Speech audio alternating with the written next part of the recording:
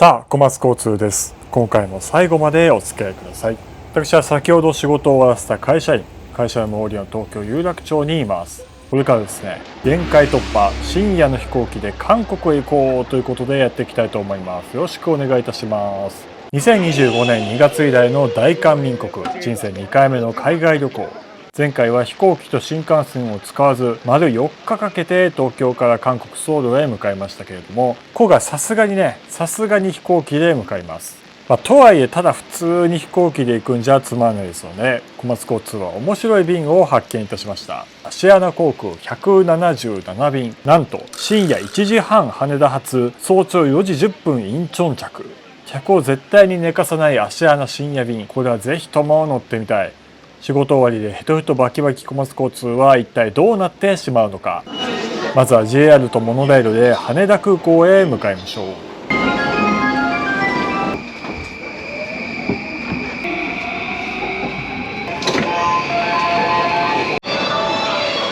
さあ、山手線に4分ほど乗って浜松町駅、ここでモノレールに乗り換えましょうと思ってホームを歩いていたら、サンライズ号じゃないですか。本当に何も考えず遭遇してしまったんで撮っていますけれども、この日は金曜夜21時50分東京発のサンライズ号は満員のお客さんを乗せてこの夜通し東海道を走り続けることでしょう。なんともロマンある乗り物です。そしてなんとね、2月に韓国行った際のこの動画でもね、横浜駅でサンライズに遭遇してるんですよね。いや、なんか韓国行くたんびにサンライズに遭遇するなんてなんとも絶妙なラッキーボーイですけれども、ちょっとだけ心がホクホクになった状態でモノレール乗り場へ急ぎましょう。さあ、乗り換え専用改札を通ってモノレールの方を向きました。電光掲示板見ると普通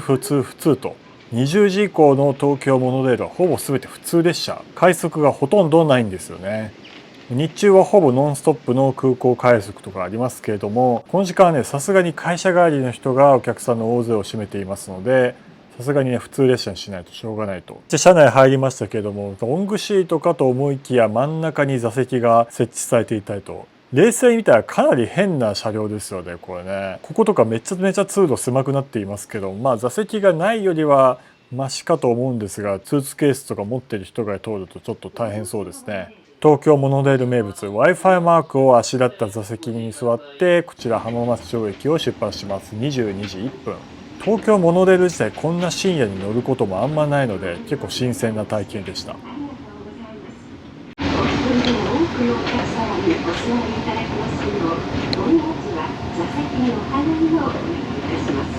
ちょっとこの日はあいにく雨粒で景色が見えづらくて申し訳ないですけども、これはこれで都心部なので雰囲気が出ていいんじゃないかと。東京モノレールは運賃が高い、京急の方が安いと言われがちですけれども、こうやって運河の上を走ったりビルスレスレを通ったりしてなかなかいい景色を見せてくれるので、私は東京モノレールは運賃実質0円だと思っています。今回乗っているこの車両もそんなに観光客っぽい人いなかったので、ほとんどが会社帰りの人なんだろうと思います。そして天空橋の乗り降りが地味に多かったですね。そこから京急線に乗って横浜方面に帰る人も結構いるんでしょうか。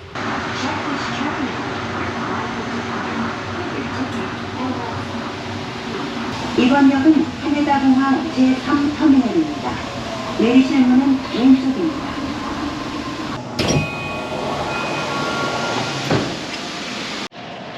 モノレール18分ほど乗ってついに羽田空港第3ターミナルに到着しました。そうです、今回のアシアナ便は第3ターミナルから出るんですね。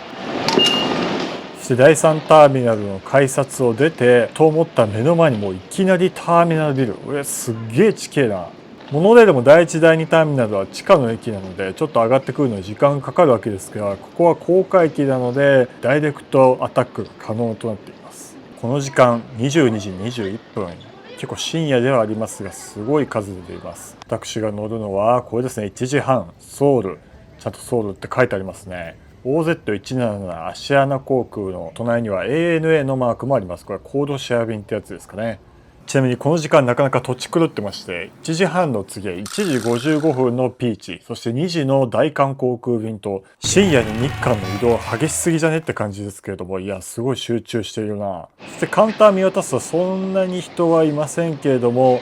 隅っこの方にめちゃめちゃ長い行列ができています。これはそうです。我らがアシアナ航空の手荷物預けカウンター。いやめっちゃ並んでるな。今回私はそんなでかい荷物は持ってないのでここに並ぶことはありませんでしたけれども、やっぱ国際線ですからね、余裕を持って早めについておくのが賢明と言いましょう。このチェックインカウンターのマシンがありまして、ここでいろいろモニターをポンポンチェックしてパスポートをスキャンしたりとかやったんですけども、私アプリの方でチェックインを完結させてしまっていたので、紙のチケットは使わずこのままスマホで登場することができてしまいます。いやめっちゃ便利だな。仕事終わりでバタバタしてても結構便利な存在ですね。さあ飛行機が飛ぶまで3時間、めちゃめちゃ早く着いちゃったんですけども、この第3ターミナルを物色していきましょう。この長いエスカレーターを登ると大屋根がちょっとだけ JR 大阪駅みたいですけれども、そこよりもちょっとデカめなんじゃないかな。ここのターミナルは2010年に国際線ターミナルとして開業しまして、2020年には第2ターミナルの国際線運用開始に伴って名前を第3ターミナルに変更と。もう江戸時代の長屋みたいなところに、これは何でしょうね、扉屏風の絵があってなんか赤い門みたいなのがありますけれども、いやなかなか日本って感じがします。そしてこの江戸小路と名付けられたのはレストラン街なんですね。いろいろお店がありますけれども、でもさすがにこの時間はやってないですね。どこもね、22時半までは営業は少ないですが、よく探してみてみるとやりましたね。この世田谷というお店は見ますが、そこにお客さん集中して、じゃあまたありました。これ24インチオープンって何かなと思ったら寿司屋ですよね。寿司屋が掲げていい文字列とは思えないですよね。コンビニかよ。ちょっと寿司の気分でもなかったんで、もうちょい物色してみようと思ったら提灯が並んでいて、なんかお祭りみたいで可愛らしい雰囲気。そして明らかにハリボテの石壁が見えてきたと思ったら、おーすげえ橋だ。これは羽田日本橋という、江戸時代の交通の要衝ですけども、その日本橋の半分サイズで復元されたちゃんと木でできた立派な橋ですね。いやー面白いな。訪日外国人が喜びそうなことを一つ一つ丁寧にやってのけているのが第3ターミナルの特徴です。そして羽田日本橋を越えると一気にチェーン店吉野家が見えてきました。吉野家かい。ここで食欲が吉野家にマックス傾いてしまっています。隣にはモスカフェとかありますけれども、やっぱね、日本を出る場合に日本の味を楽しみたいですよね。深夜なんでそんなにがっつりは食べませんが、ミニ牛丼を食べました。さあ吉野家食べてもまだまだ時間があったので、もう一つ上の階行ってみましょう。展望デッキがあるフロアにホットゾーン、見るからに暑そうな、何を待ち受けているんでしょうかと思いつつ見てみたら、もうシャッターやってないんかいって感じです。しゃあないよな、22時ですからね。でもお客さん割といるから営業してもいいような気はしますが、人手不足という昨今の状況もあってなかなか難しいんでしょう。ホットの次はクールゾーン。どういうコンセプトか全然分かりませんが、クールのくせにドン・キホーテもまたシャッターだな。こうしてみるとなかなかディストピアな感じが味わえる。閉店後のララポートってこういう感じなんだなっていうのがね、体験できるいい空港だと思います。さあお察しの通り、もう完全にやることがなくなりましたので、諦めて出国審査を経て、今ここに映ってるのはメンズエリアですね。もう日本を出国した場所となっています。でね、思ったんですけどね、この出国してからの通路、長い割に動くほどないんかいって感じですけども、保安検査場がターミナルの真ん中にあるんですけども、そこからね、端っこの私が乗るアシアナ航空の搭乗口まで長いストロークをずっと歩かされる。いや、ここの徒歩は厳しいって聞いてますか、国土交通省。でもうしばらく歩いてるといきなりフードコートが現れまして、なんかここにもあるんですね。イオンのフードコートみたいな感じで結構のんびりとした時間が広がってますけども、ここだったらそんなに並んでる感じもなかったんで、深夜だったらこっちで食べた方がおすすめかもしれません。さあ通路をひたすら歩くこと10分ほど、ようやく私の搭乗ゲートがやってまいりましたね。これ通路から一段下がったところで待ちましょう。この椅子がたくさん並んでますからね、大谷翔平さんも見守ってくれています。さあ日付が変わって11月1日午前0時半、月のまたぎを羽田空港で迎えた小松交通、宇都宮搭乗口の脇に飛行機も到着しておりまして、こちらがアシアナ航空の飛行機です。尾翼の部分以外は白を基調とした真っ青なデザインですごいかっこいい航空会社ですね。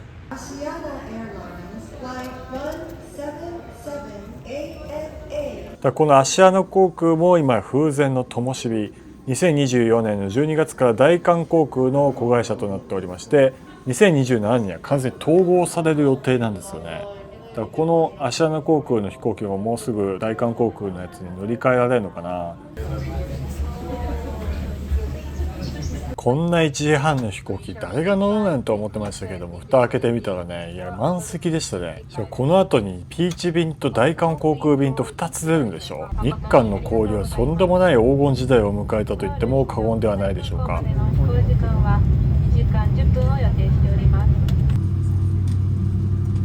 휴대수화물은 머리 위 선반이나 앞좌석 밑에 보관해 주시기 바랍니다.韓国の航空会社はモバイルバッテリーにかなり神経を尖らせていまして、というのも2025年1月にね、エアプサンという飛行機がモバイルバッテリーの火災で消失してしまったという、そういう事故がありまして、それ以降機内へのモバイルバッテリーの持ち込みルールが厳格化されています。充電の口の部分を塞ぐためにテープを貼るかジップロックに入れてしまって完全に塞いでしまうという、絶縁対策を取るという厳しめのルールとなっていますけど、モバイルバッテリーの火災最近多いですからね、今後はやった方がいいでしょう。손님여러분곧이륙하겠습니다좌석벨트를매주십시오。皆様まもなく離陸いたします。シートベルトをお締めください。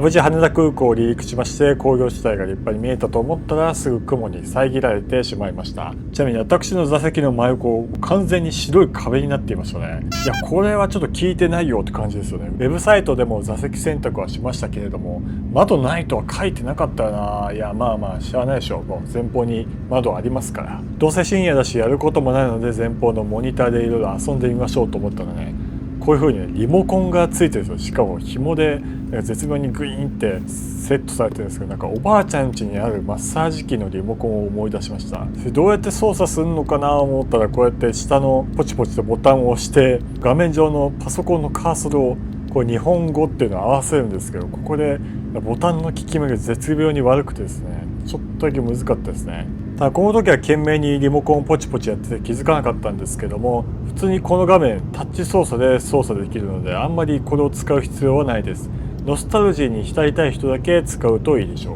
そしてしばらくするとベルト着用サインが消えまして、乗務員さんが何やら紙を配っています。こちら入国カードですよね。名前とか国籍を書いて審査の人に提出するやつですけれども、大韓民国ではですね、今年から電子入国申告書というこのウェブ上で入国カードを書くことができるようになっておりまして、今回私はこちらで事前に入力を済ませてあるので、この紙に記入する必要はありません。ちなみに2026年の1月からこの紙のカードは完全に廃止となるということで、電子申告への移行スピードが凄まじいものとなっていますね。さあ深夜2時、乗務員さんがエプロンをつけ出して、いやまさかと思いきややっぱり機内食ですね。この時間に機内食をお見舞いするって、いやもういいんじゃないかな。こんな時間にそんな食べなくてもいいんじゃないかな。多分これを食べたいと思って食べてる人そんないない気がするんだよな。自分さっき吉野家食べちゃったし、深夜にそこまでお腹空かないかな。ちょっと寝たいんですけども、問答無用で配られますので、机を広げて、今回私はこの黒々とした炭酸のコーラを注文しまして、お食事が配られました。目の前に出されるとちょっとだけ食べたくなるのが食欲ってものですね。そして蓋を開けてみるとドン、チキンの照り焼きご飯ですかね。照り焼きのご飯が乗っていて、韓国の航空会社らしいなと思ったのはやっぱりこのコチュジャンソースですね。でサイドメニュー見てみると、卵豆腐と生クリームワッフル、日本語の商品があるんですね。ちょっと前まで機内食乗り気じゃなかったですけど、なんだかんだ楽しみになってきました。小松交通です。さあしっかりいただきます。手を合わせて食べましょう。いや美味しいんですよね。これがね、深夜2時でも。鶏肉は最初普通に何もつけずに食べてみて、普通にマイルドで美味しい味なんですけども、そこにねこのコチュジャンソースで味変という、これもねなんかすごい激辛ってほどでもなくて、すごいちょうどいい塩梅で美味しかったですよ。その濃厚な味付けをメインディッシュのサイドに光り輝くこちら卵豆腐、出国後にとてもホッとする味付けでとても美味しかったです。座席のモニターでも現在地を確認することができまして、ちょうど米子54キロ、じゃあもう大体日本海上かな。その辺でもうすぐ沖ノ島とかその辺でしょうかね。地図上で見るとこういう感じ。もう完全に東京とソウルの中間地点にいるんですね。もう半分なんですね。米子が東京ソウルの中間地点っていうのはちょっと面白いですけども。そして機内食を食べてうとうとしていた深夜3時、いきなり機内消灯しまして、4時にインチョン着くのに今から消灯するの、食べてほしいのか寝てほしいのかどっちやねんって感じですけども、なかなか世話しない深夜のアシアナ航空、大変興味深いです。そして暗い部屋でモニターつけて申し訳ないですけども、現在の位置見るともう完全に韓国の領土の真上にいますね。離陸から1時間半で韓国の上空に入ったことになります。Ladies and gentlemen, we will be turbulence. Please fasten your seatbelt. そして外の景色見てみると光が見えてますね。これは韓国の街の明かりでしょう。さすがにどの辺かっていうのは分かりませんが、間違いなく大韓民国です。ちなみに先ほどの消灯は20分ぐらいで終わりました。なんやねん。ちなみに韓国国内にはこういう感じで飛行機は進んでいます。ポハンとかテグの北あたりをかすめて韓国を横断するルートとなっています。インチョンは海辺の町ですのでそんなに景色見えないかなと思ったら逆で、工業地帯なのか港かは分かりませんが、すごい光り輝いて見えています。そして奥に陸地が見えて黒い海の中の光り輝く一本の光、これはインチョン大橋だと思います。インチョン大橋だと思います。こういうふうにインチョン市街とインチョン空港は直接はつながっていないので、めちゃめちゃ長い橋を架けてダイレクトアクセスを果たしているという人すげえ橋ですねこれ。そしていよいよインチョン空港がある埋め立て地やってきました。ふとした時に見える道路が完全に右側通行なのがもう外国に来てしまったんだなっていうのを感じます。そしてその奥にねすごいでかいホテルみたいなのがありますよ。これはパラダイスシティという、日本でも CM やってますけど、これ要するにカジノがあるリゾート地です。でインチョン空港に到着にしてもでっかい空港だ。東アジアのハブ空港インチョン。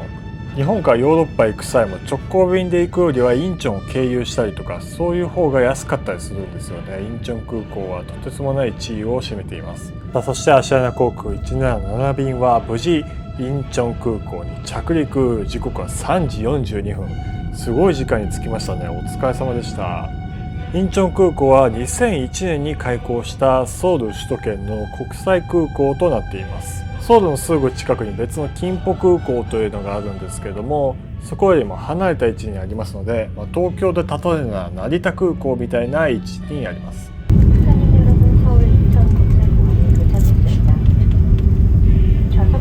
そしてインチョン市内の沖合に2つの島があったんですけども、その島の間を完全に埋め立ててしまってそこに空港を作ったという、この空港の大部分は完全な人工島となっています。私も海外旅行人生で2回目なんでそんな大した経験やってないわけですけれども、前日の21時まで東京都内で仕事をして、そこからそのまま羽田空港に行って飛行機に乗って2時間で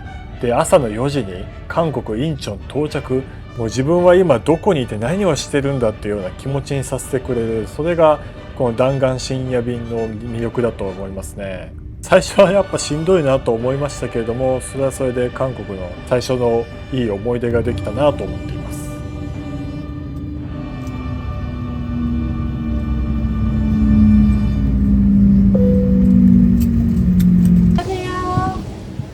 着陸してからもしばらく飛行機は動き続けていて、今ちょうど朝の4時0分ちょうどですね。ちなみに事前に見ていた工程表によるとソウル着が4時10分となっていて、なんと10分巻いたんですよね。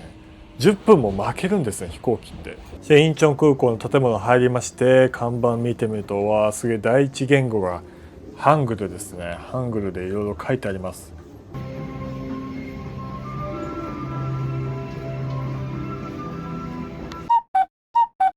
さあ今回の趣旨は深夜の飛行機で韓国へ行こうという動画でやってきておりまして、もう韓国には着いてるわけですが、まだねソウルの街の中心部からはかなり外れたところにありますので、これから鉄道でもってソウルに行ってみようと思います。これから乗るのはこちら空港鉄道、わかりやすい4文字ですね。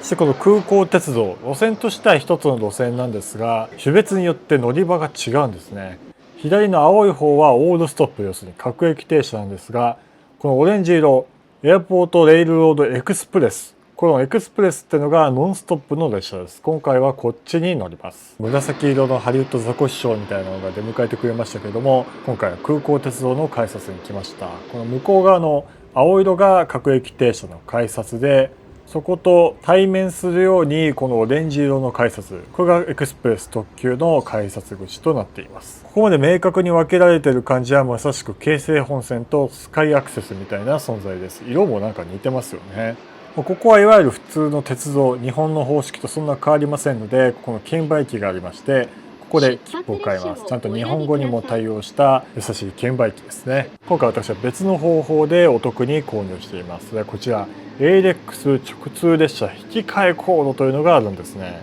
これどこで入手するかというと、こちら、ワオパスというアプリから事前に入手しています。このワオパスってそもそも何ぞやってことなんですけども、これは韓国国内で使えるスイカみたいなやつです。前回韓国に行く際はプサンから入国したわけですけども、ここでワオパスというものを作っていたんですよね。日本円をそのままウォンに換金して、でそれ電子マネーとして鉄道のみならずお店だったりいろんな場所で使えるというとても便利なものでして、そしてこのワオパスのカードと自分のスマホ内のアプリを連動させて、でそのアプリからこの空港直通列車の割引切符というのが購入できるんですよね。ALEX 直通列車が 11% オフということで、13,000ウォンが11,500ウォンに、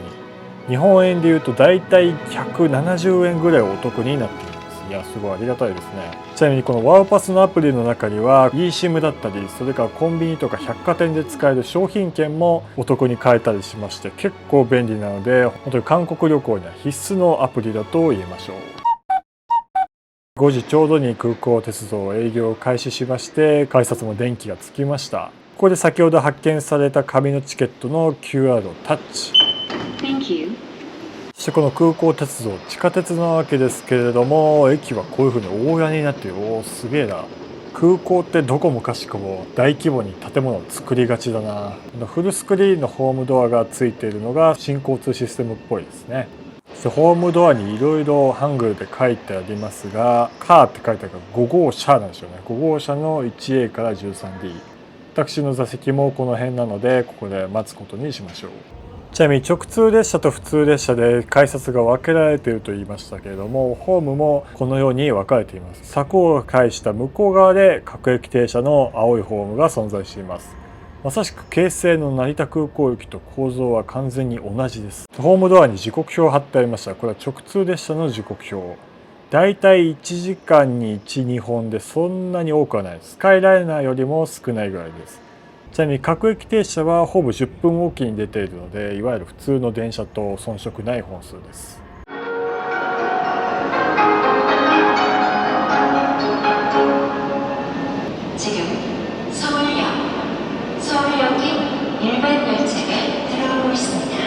さあ、韓国っぽい雅なメロディーとともに列車がやってきましたと思いきや、これはあれです、青の列車ということは各駅停車ですね。この同じホーム上でも停車位置がばらけていまして、各駅停車は我々のホームをスルーして向こう側に行ってしまいました。めちゃめちゃ京成っぽいですね。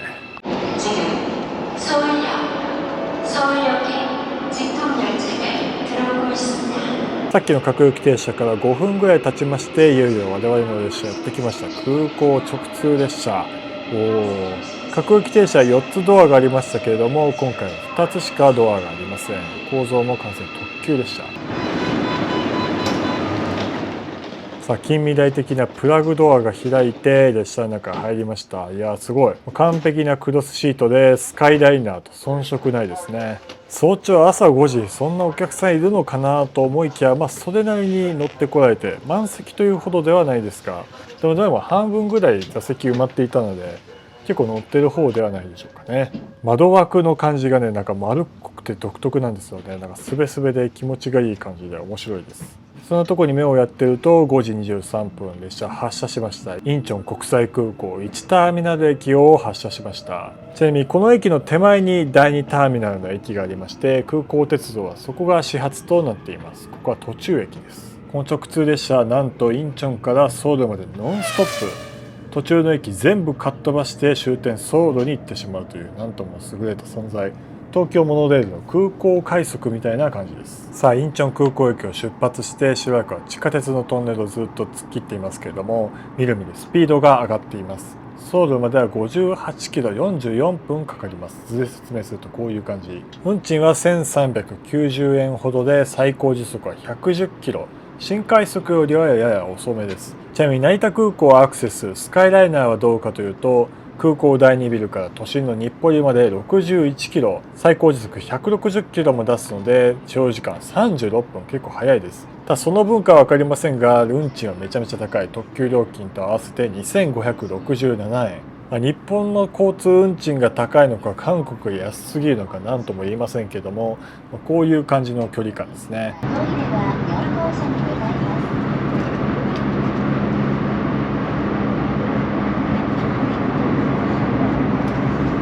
ふと前の方を見るとモニターがありまして、ついテレビ番組やってるんですね。しかも下の方にはニュースの字幕が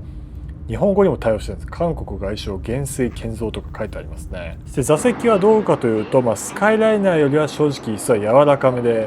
脇にボタンがありますのでリクライニングを倒してくつろぐこともできます。座り心地はかなり良いです。そして気がつくと地上に出まして、こういう風に高速道路と並走していますね。今空港鉄道直通列車最高時速110キロですが、2030年には150キロに上がるんですね。もうスカイライナーと遜色ないぐらいですね。そして今度は長い橋を渡ります。ここはヨンジョン大橋。今通っているここは鉄道の階で、その上に高速道路と2階建ての構造となっています。瀬戸大橋みたいな構造ですね。長さ4キロにもわたります。ちょうどインチョン空港の埋め立てられた巨大な人工島からもう一つ小さい島を介して今半島の本土に渡っているこの橋がまさしく今の橋です。そしていよいよ韓国本土に上陸しまして、脇には高速道路の料金所が見えます。構造も日本と大して変わらないです。そして半島に上陸して最初の駅、チョンラ国際都市駅を通過していきます。ここは各駅停車しか止まらない駅で爆速で通過しています。この辺はですね、インチョン経済自由区域という、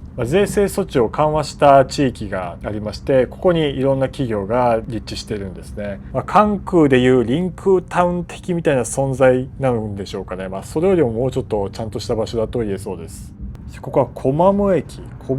を通過していますが、ここでなんと先行の各駅停車を追い抜くんですよね。各駅停車それなりに本数多いですから、こういう風に追い抜きも行われるという。しばらくインチョン市内の地上を走っていましたが、ソウルに近づくとまた地下区間に入ります。路線の半分弱はもう地下鉄ですよね。速い地下鉄っていう感じ。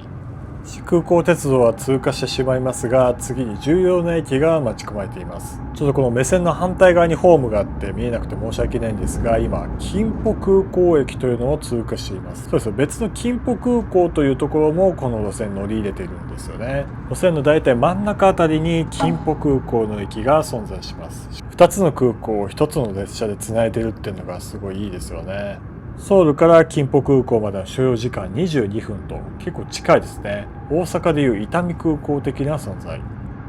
前日の9時に東京のオフィスを出て、深夜1時半に飛行機に乗り込んでと思ったら朝4時に空港に着いて今列車に乗るという、もう正直めちゃめちゃヘトヘトで大して動画も撮ってなくて申し訳ないんですが、金浦空港からこの先マゴンナルデジタルメディアシティ、コンディック、コンドク、そしてソウルという風に入っていきます。このホンディックってあたりは結構繁華街という大学が多いんですかね。東京でいう高田馬場みたいな存在です。地下鉄1、4号線をご利用の際は交通カードを改札にタッチしてもう一度入場してください。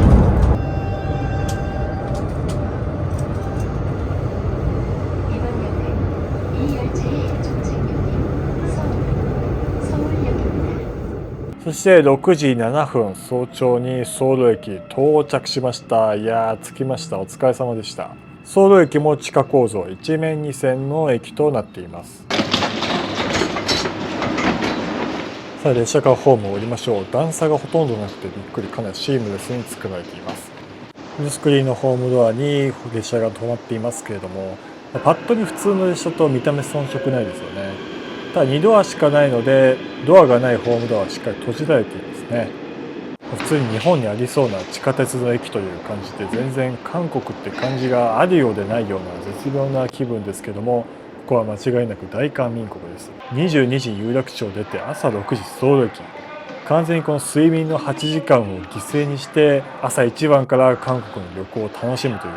そのぐらい睡眠をないがしろにする人にはもってこいの飛行機だったと言えそうです。空港鉄道はかなり地下深いところにありますが、エスカレーターを何本か乗り継いでこのコレールのソウル駅、再びのソウル駅に到着しました。いや、お疲れ様でした。撮影日は11月1日でちょうどね、APEC がやっていた時期なんですよね。いやー、すごいなと思いつつ、頭の中でも眠いこの3文字しかこの感想が出てきませんでした。申し訳ございません。皆さんも睡眠時間を犠牲にして韓国を訪れてみてはいかがでしょうか。ということで、ここまでご視聴いただきありがとうございました。次回の動画も韓国の鉄道について取り上げていきたいと思います。よろしくお願いいたします。